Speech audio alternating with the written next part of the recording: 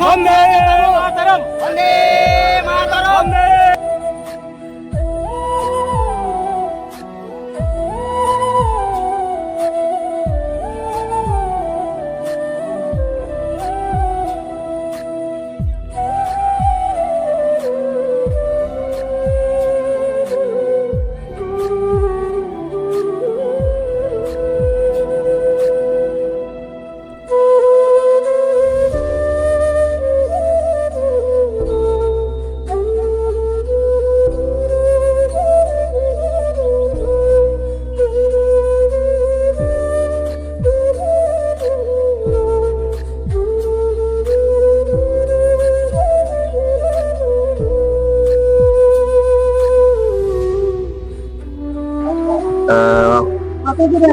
আমরা যে রাষ্ট্রপতিকে এক সময় পেয়েছিলাম উনি আর আমাদের মধ্যে নেই।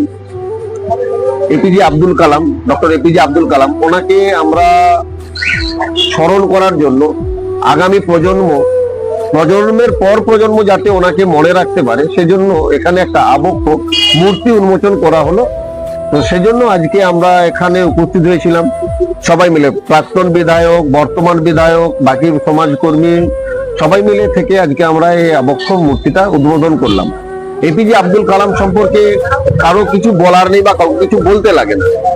উনি 2002 সালে রাষ্ট্রপতি হিসেবে আমাদের ভারতবর্ষের রাষ্ট্রপতি হিসেবে নিযুক্ত হয়েছিলেন এবং একাধিক কর্মকাণ্ডে আমাদের সবের মনের মণিকোঠায় উনি স্থান পেয়েছেন।